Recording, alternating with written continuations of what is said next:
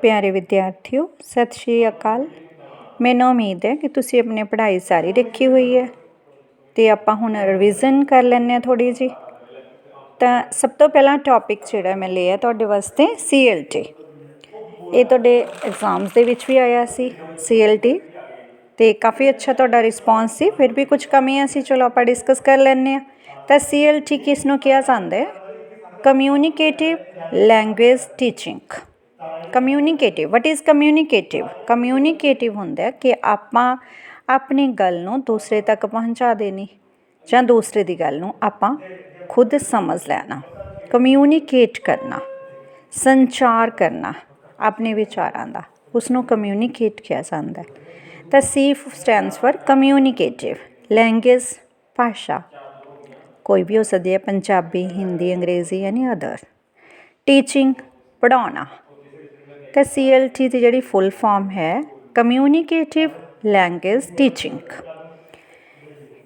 इस विच इंग्लिश नूं पढ़ाउण बारे, क्योंकि इंग्लिश फॉरेन लैंगुएज है, इसनूं सैकेंड लैंगुएज कह दिता जाता है, भावें कि अपने लिए थर्ड लैंगुएज भी है। फस्ट आपां पंजाबी, सैकेंड हिंदी नूं ते थर्ड आपां इंग्लिश नूं मनदे हां। पर आम तौर पर तुहानूं लिखिया मिलूगा फॉरेन लैंगुएज और सैकेंड लैंगुएज। तो इसनूं किस तरह आपां बच्चों नूं पढ़ा सकते हैं, क्योंकि समय समय ते जिहड़ा चेंज होंदी रहिंदी है। पहलां लैंगुएज नूं ग्रामर बेस्ड जां ग्रामर दी तैयारी नूं जरूरी मन्निया जांदा सी, पर अजकल नहीं। हुण कम्यूनीकेशन ते जोर है, खास करके जिहड़े टर्म आपां कर रहे हैं CLT, it stands for communication और more meaningful communication, not any structure. CLT stands for meaningful communication, not any structure. Means it is to use, not uses.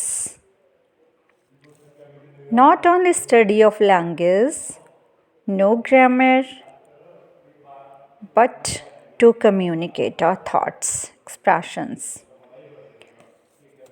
तो CLT ਦੀ ਜੇ ਆਪਾਂ परिभाषा करनी होवे, क्योंकि सब तो पहला सानू इसकी इंट्रोडक्शन देने तो बाद परिभाषा देनी पऊगी सानू आपां नूं। तो CLT is one of the most outstanding approaches to the teaching of foreign और second language which emphasises the role of communication in the language learning process. ये परिभाषा दी है लॉन्गमैन डिक्शनरी दी हुई है। तो इस तो भी सानू की पता लगता है कि किसी भी फॉरेन जां सैकेंड जो अपनी मदर टंग नहीं है, उस लैंगुएज नूं पढ़ाउण दा अर्थ है कि असीं कम्यूनीकेशन सिखाउणा। जोर किस ते देना है, एम्फेसाइज की करना है, कम्यूनीकेशन ते। तो ये साडी CLT टर्म है। इस दे इंट्रोडक्शन देने तो बाद एक दो डेफिनेशंस दे दो। चॉम्स्की एंड हाइम्स ने भी ये बारे काफ़ी कुछ लिखे है, तो उन्होंने भी उन्होंने मेन टारगेट की है कि CLT is the goal of language in education is the ability of communicate in the target language. Communicate target language, ना कि ग्रामेटिकल कॉम्पिटेंस या लैंग्वेज कॉम्पिटेंस। तो ये तो तुहानूं चंगी तरह समझ आ गया ना कि CLT कहते किस नूं ने। सब तो पहला आपां इहदी इंट्रो देनी है, उस तो बाद आप एक दो डेफिनेशन दे सको, अगर याद है तो डेफिनेशन दे दो, नहीं इंट्रो दे विच भी शामिल कर दो। फिर आप इसके फीचर्स की गल करांगे। फीचर्स दे विच की आ जाऊगा कि ये किस चीज़ ते आधारित है, की चीज़ां आपां फीचर्स दे विच लैनियां ने। फीचर दे विच है कि सब तो पहला तो ये रियल लाइफ कम्यूनीकेशन है, मतलब साडी आम जिंदगी दे विच ये बरतारा होना चाहिए। ये नहीं कि असीं पढ़ लिया या सुन लिया सानू बोलना नहीं आता, सानू बोलना आना चाहिए। रियल कम्यूनीकेशन किहनूं कहंदे कि कोई भी गल असीं इंग्लिश दे विच कम्यूनीकेट कर सकीए। दूसरी गल मैटर करती है फ्लुएंसी, एक्यूरेसी भी अगला पार्ट है। सब तो पहला मैटर करता है फ्लुएंसी, कि तुहानूं रुक रुक के तो नहीं बोलना पै रहा, तुसीं फ्लुएंटली बोल रहे हो ना, तो ये CLT है। इस तो अगला पार्ट है accuracy. Accuracy not only for grammar basis, कि तुहाडी गल नूं समझिया जा रही है, तुसीं समझा पा रहे हो, this is accuracy, not grammar based. उस तो अगे कि जिहड़ा मटीरियल आपां लै रहे हैं ऑथेंटिक है, कि जो गल कर रही ਹਾਂ उस गल 'ਚ कोई वजन है, जिवें ਆਪਾਂ ਕਹਿੰਦੇ गल समझ आ रही है, समझण समझाउण ਦੇ योग है। तो फंक्शनल एक होंदी है स्ट्रक्चरल, एक होंदी है फंक्शनल। फंक्शनल की है जिसनों वरत्या जा रहा है, स्ट्रक्चर की है सिर्फ पढ़ाई लिए, थ्योरी लिए, ज्ञान लिए, कला ज्ञान किसी काम का नहीं जे असीं उसनों अगे कम्यूनीकेट नहीं कर पाते।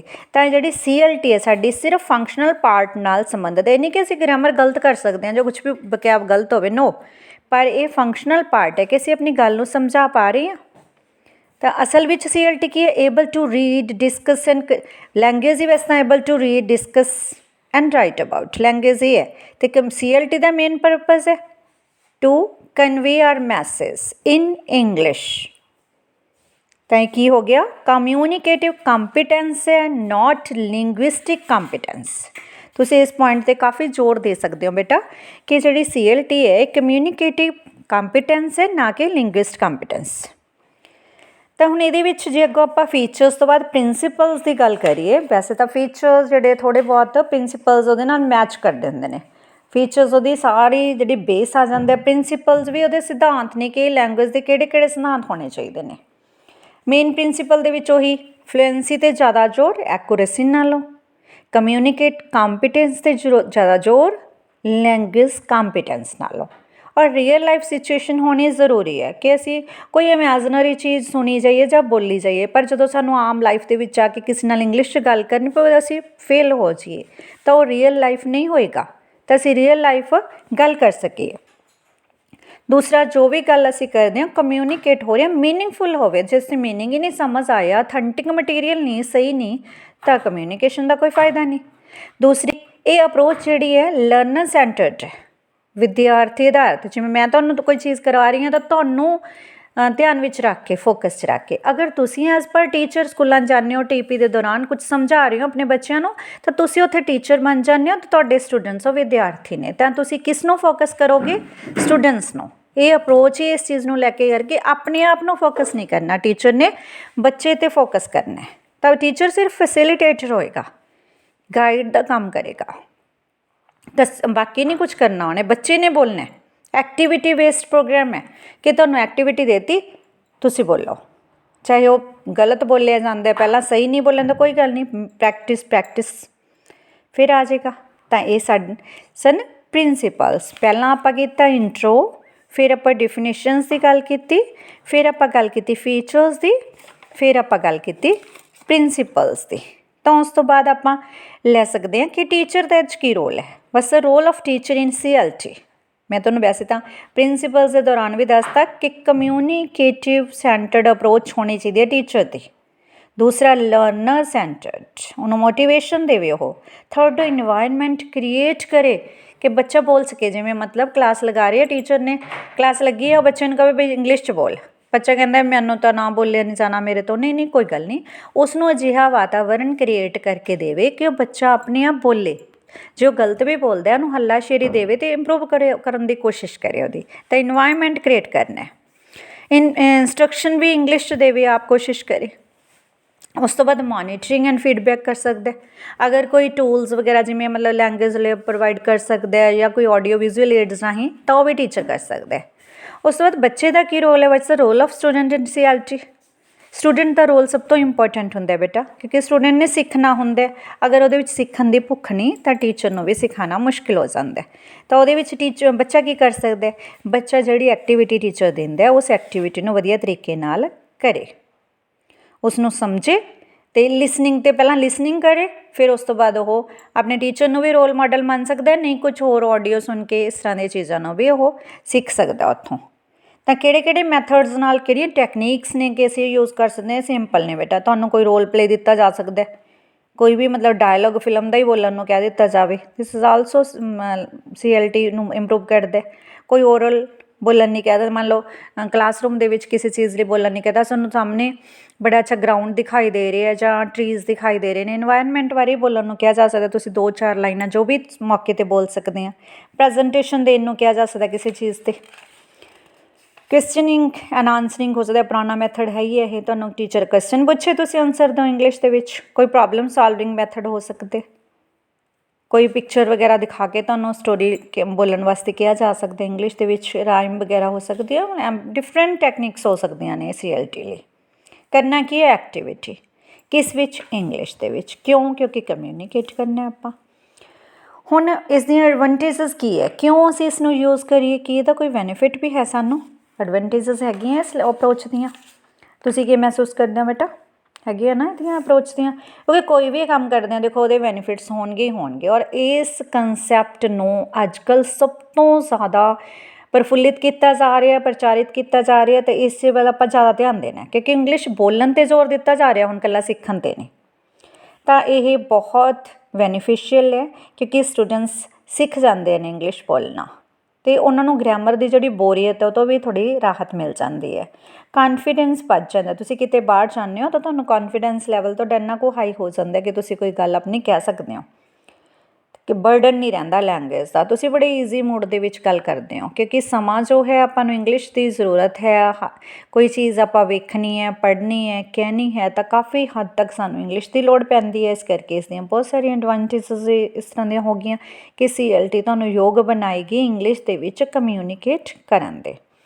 तो जिथे किसी के फायदे ने तो नुकसान तो होणगे ही बेटा। प्रॉब्लम्स की ने? प्रॉब्लम्स भी बहुत ज़्यादा ने, कई बार तो इंज लगता है कि एडवांटेजिस नालों प्रॉब्लम ज़्यादा ने। किस तरह कि इस तरह जरूरी नहीं कि आप हाई लैवल प्रोड्यूस कर सके, जो आप ग्रैमर पर जोर नहीं दे रहे, बच्चा सारा ही गलत बोल सकता है। और इन्ना टाइम चाहिए, मान लो रोल प्ले एक्टिविटी करवानी है, आप कुछ भी करवाना है, तो पीरियड मान लो 40 मिनट्स का है, तो वो हो नहीं पाएगा। थोड़ा टाइम तो बच्चों तैयार करन दे लग जाता है। फिर एग्जाम दे विच तो नहीं रोल प्ले आना ना, आप करी जाने रोल प्ले का काम क्लास के विच, एग्जाम तो रोल प्ले बेस्ड नहीं ना हैगा। तो जदा एग्जाम का फॉर्मेट भी इदां दा होवे कि आपां इस तरह दी एक्टिविटीज़ ही होण, उत्थे आपां क्वेश्चनस लिखने ने।